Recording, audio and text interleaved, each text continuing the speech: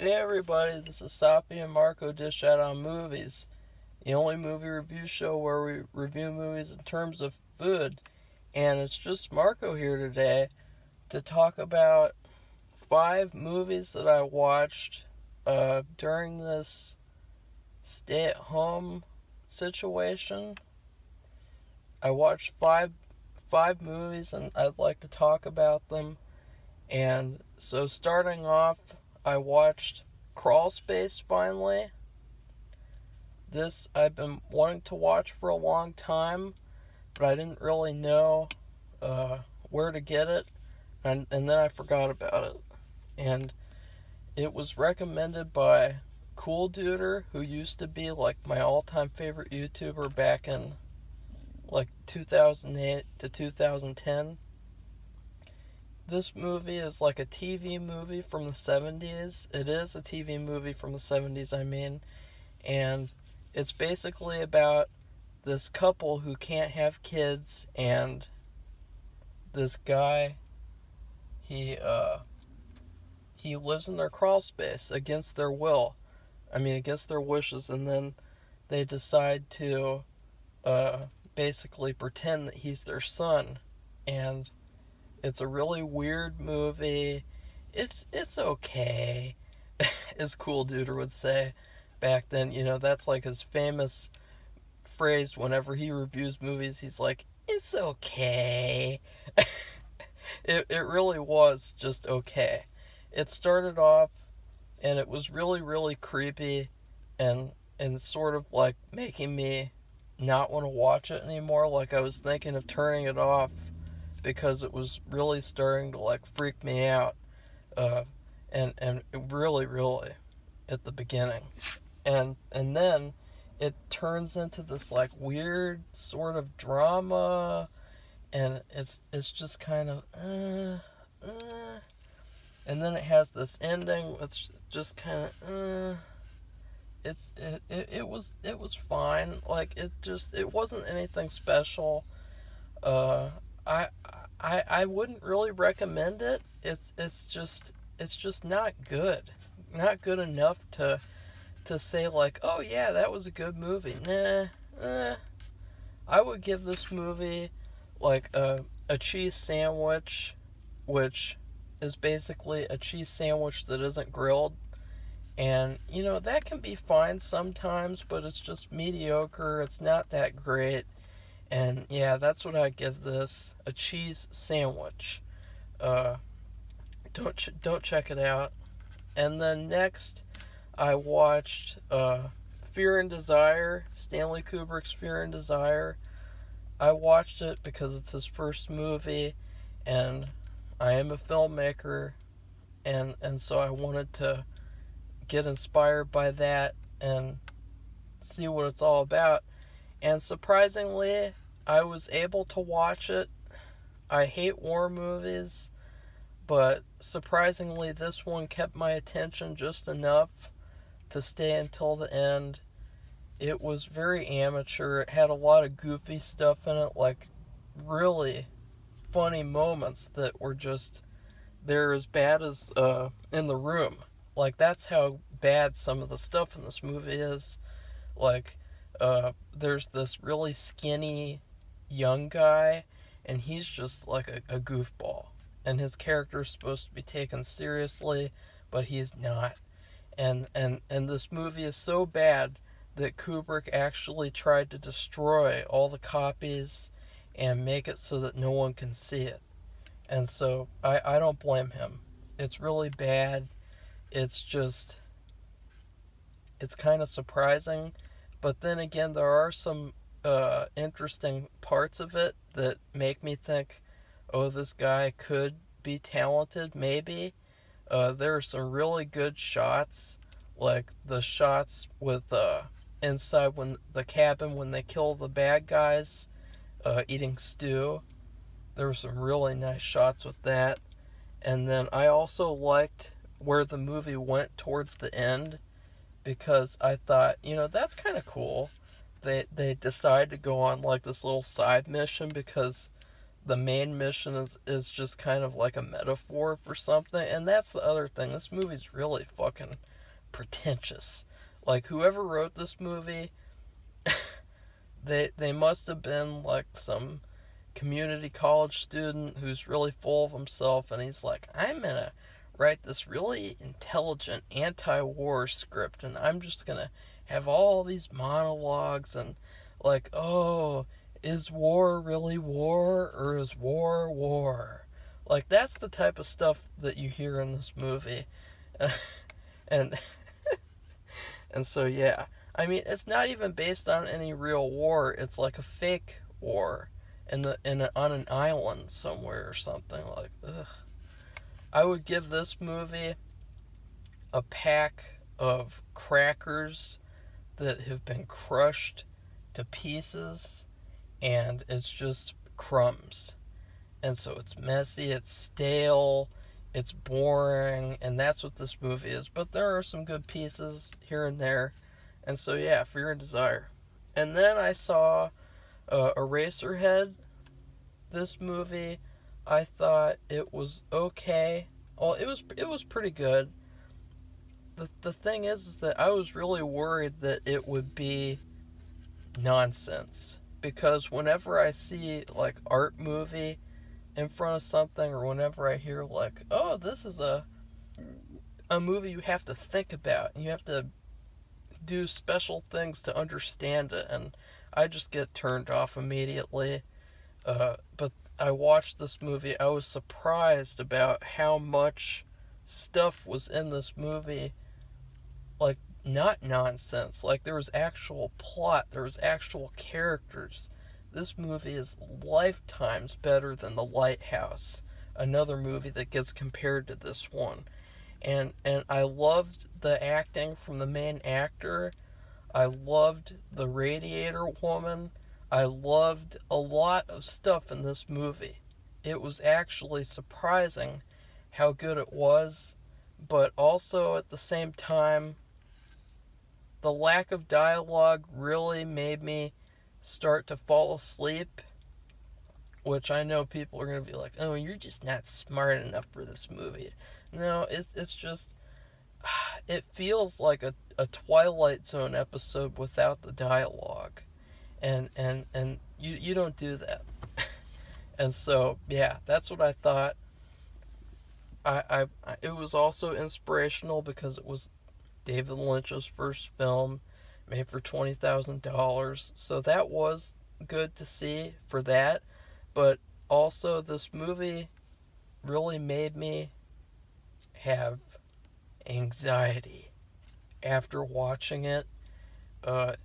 It does not feel good after you watch the movie. It affects your whole evening. It affects your whole night. It gives you bad dreams. It does not do good things for you. I don't think I could ever watch it again, because it gives you bad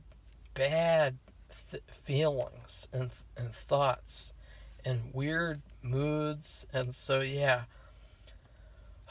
I give this movie, let's see, I would give this movie a fast food place where you get food poisoning every time you eat there. It's really that simple. It's a simple movie, and it gives you food poisoning every time you eat it, and yet you really like it, kinda, and it's just fine. I would say like McDonald's, obviously. I mean, let's just be honest. McDonald's is gross, it makes you feel sick, but it is pretty good sometimes. And then I also watched Nightbreed. I watched this not on my own will. I watched this because someone else told me to. But that's a whole other story that I won't talk about. This movie is probably the best Stephen King movie ever that Stephen King never had anything to do with. It's messy, it's convoluted, it's complicated, but it is so much fun sometimes. It has some great horror elements to it. It's really creative. It's fun. It's it's a mess. It's a blockbuster, I would say. This movie should have been a blockbuster. It should have been a hit. Everyone should have loved this movie. This movie is a great fun mess because the core of the plot was a really good horror plot with this guy who gets framed by an evil serial killer psychiatrist, and then he comes back to life as a monster, and he's with a monster gang, and like that plot sounds epic. But then in the actual movie, it starts to become about the monsters. And that's where the movie started sucking. Because the middle was a drag, a huge drag, learning about these stupid monsters and their stupid story. I mean, I'm fine with that, like if this was a sequel, but to be honest, I think this movie should have just been about that core plot. Because then at the end it actually becomes really good again because they're finally resolving everything and making the core of the plot again. But I really enjoyed this movie, even though I have a lot of problems with it. And I think that David Cronenberg, he plays the villain. He's probably, I would say, in the top 10 movie villains of all time. And I'm serious. He's that good. I wish that he was in like a sequel where he comes back to life or something, because he was just epic. Every single scene he was in, epic. I highly recommend it just to see David Cronenberg as this evil serial killer psychiatrist.